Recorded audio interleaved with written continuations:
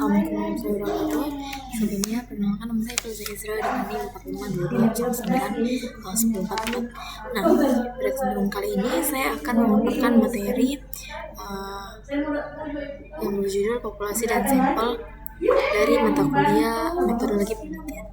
Oke, salah satu sebelumnya kita harus tahu dulu apa itu penelitian. Nah, penelitian ini dia salah satu untuk menentukan populasi dan sampel penelitian. Nah, kegiatan penelitian juga banyak dilakukan dengan menggunakan penarikan sampel, karena dibandingkan metode sensus penarikan sampel itu dia lebih praktis, hemat biaya, dan tidak banyak menyita waktu maupun tenaga. Nah, penentuan sampel dari suatu populasi disebut sebagai penarikan sampel. Nah, munculnya permasalahan sampel karena dalam penelitian tidaklah realistis dan meneliti seluruh populasi, lebih-lebih untuk populasi yang sangat luas. Oke, selanjutnya apa sih itu populasi dan dari mana dia berasal? Nah, populasi ini dia berasal dari bahasa Inggris, yaitu population, yang berarti jumlah penduduk. Nah, dalam Kamus Besar Bahasa Indonesia sendiri, populasi ini berarti seluruh jumlah orang ataupun penduduk di suatu daerah. Nah, jumlah orang atau pribadi yang mempunyai ciri-ciri yang sama, jumlah penghuni baik manusia maupun makhluk hidup lainnya.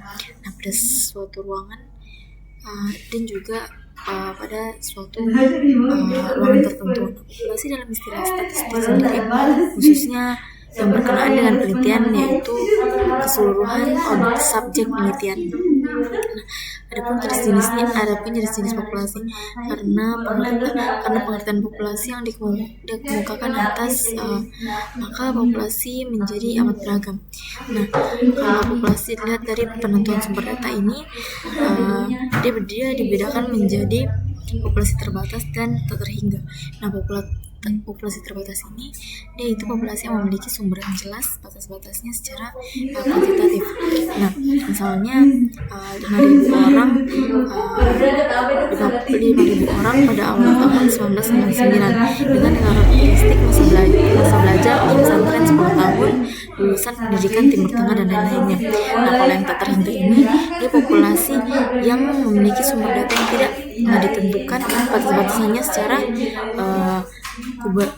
kubaran. Misalnya DAI di Indonesia yang berarti jumlah harus dihitung sejak DAI pertama sampai DAI sekarang dan yang akan datang. Nah, selanjutnya bisa dilihat dari kompleksitas objek dan sifat populasi. Nah, dia dibedakan menjadi dua juga, homogen dan populasi heterogen.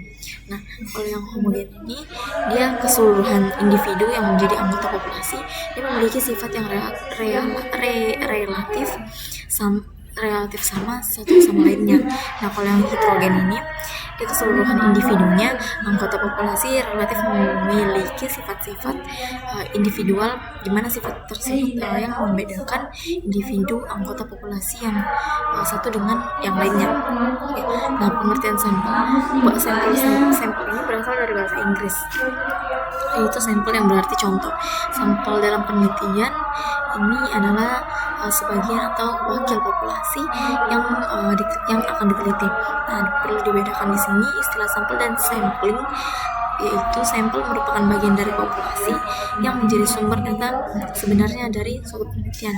Nah, adapun sampling adalah cara yang digunakan untuk mengambil sampel.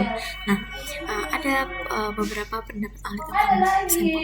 Kalau menurut Muri, secara sederhana dia dapat dikatakan bahwa sampel adalah sebagian dari populasi yang terpilih dan mewakili populasi tersebut. Nah, kalau menurut Harsimi sendiri, sampel itu sebagian atau wakil populasi yang akan diteliti. Nah, pengertian dari para ahli di atas ini dapat disimpulkan bahwa sampel adalah bagian dari jumlah karakteristik yang dimiliki oleh populasi. Oke, kalau jenis-jenis sampel sini, setiap penelitian dimaksud untuk menarik generalisasi bahwa tidak mau harus berhadapan dengan masalah pemilihan dan pengambilan sampel. Nah, dalam hubungan ini pemilihan suatu teknis masalah bisa dinalarkan kesesuaiannya dengan karakteristik populasi yang akan diteliti. Nah, pengambilan sampel secara random dapat diperhatikan direkatkan keakuratannya sehingga berlakunya kesimpulan terhadap derai sampel yang akan diambil. Selanjutnya ada jenis-jenis sampel. Hasil sederhana sampel penelitian dapat diklasifikasikan dalam dua jenis. Yang pertama, simple probabilitas. Simple sampling ini adalah teknik pengambilan sampel yang diberikan peluang kepada setiap anggota populasi untuk menjadikan sampel. Nah, yang kedua ada non-probability. Ini setiap anggota populasi dia tidak memiliki kesempatan ataupun peluang yang sama sebagai sampel. Selanjutnya ada teknik pengambilan sampel penelitian. Oke, teknik penarikan sampel pada hakikatnya untuk memperkecil kesalahan generalisasi dari sampel ke populasi. Nah, hal ini dapat dicapai apabila diperoleh sampel yang representatif, artinya sampel yang benar-benar mencerminkan populasinya. Dalam penentuan sampel sendiri ada 4 yang harus dipertimbangkan. Yang pertama, tingkat keseragaman populasi.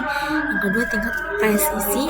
Yang ketiga, rencana analisis dikaitkan dengan kebutuhan analisis. Nah, selanjutnya ada sampel probabilitas beserta tekniknya. Nah, agar setiap warga populasi mempunyai peluang yang sama untuk terpilih sebagai sampel, maka pengambilan harus dengan teknik random ataupun acak. Nah, dalam hubungannya ini ada beberapa jenis-jenisnya. Yang pertama, teknik random sederhana. Yang kedua, teknik random atas dasar strata. Teknik random bertahap atas dasar strata. Yang keempat, teknik random atas dasar himpunan. Nah, selanjutnya ada sampel dan probabilitas beserta tekniknya. Nah, teknik ini pengambilan sampel yang termasuk dalam acak ini ada beberapa teknik yang ada 5 teknik. Yang pertama, teknik pengambilan sampel aksidental, teknik pengambilan sampel kuota, teknik sampel sistematis, sampel jenis dan padat, dan yang terakhir snowball sampling. Oke, selanjutnya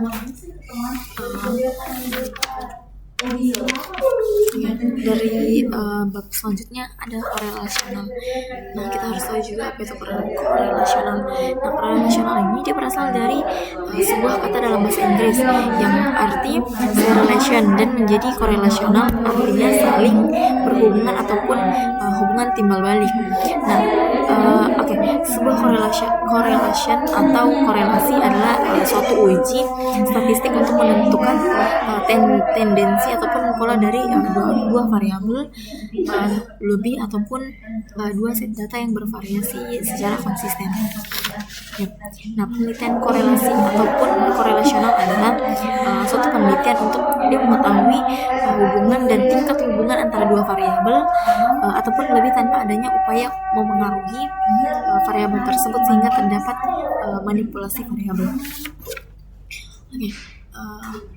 Selanjutnya ada proses dasar penelitian korelasional. Nah, proses penelitian korelasional ini menurut dia sendiri, dia merupakan studi hubungan ataupun dan studi prediksi mempunyai karakteristik yang unik dan membedakan dengan jenis penelitian yang lain. Ada proses-proses dari dasar penelitian korelasional. Yang pertama, pemilihan masalah. Yang kedua, sampel dan pemilihan instrumen. Yang ketiga, desain prosedur. Yang keempat, analisis data dan interpretasi. Selanjutnya ada ragam penelitian korelasional. Nah, penelitian korelasional ini dia mempunyai 3 ragam studi, yaitu studi hubungan, studi prediksi, dan studi korelasi majemuk. Nah, studi tersebut ini dia digunakan untuk melihat masalah yang dihadapi para peneliti. Adapun penjelasan dari ketiga. Selanjutnya ada dari bab selanjutnya ada eksperimen. Sebelumnya kita juga harus tahu pengertian dari eksperimen ini, penelitian eksperimen.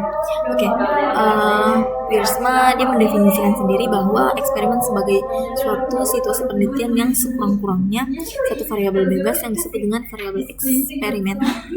Nah, di dalam penelitian eksperimen ini ada karakteristik penelitian eksperimen yang harus diketahui. Yang pertama, manipulasi, pengendalian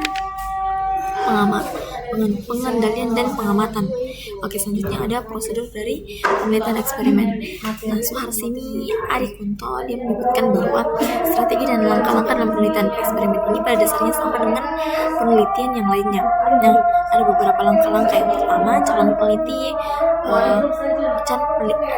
mengadakan studi literatur untuk menemukan permasalahan. Yang kedua, mengadakan identifikasi dan merumuskan permasalahan.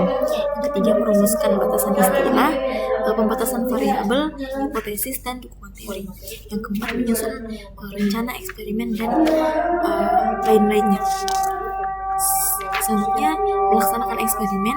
Yang keenam, memilih data sedemikian rupa sehingga yang terkumpul hanyalah data yang menggambarkan hasil murni dari kelompok eksperimen maupun kelompok pembanding. Oke, selanjutnya yang terakhir, menggunakan teknik yang tepat untuk menguji kesignifikasiannya agar dapat diketahui secara cermat bagaimana hasil dari kegiatan eksperimen tersebut.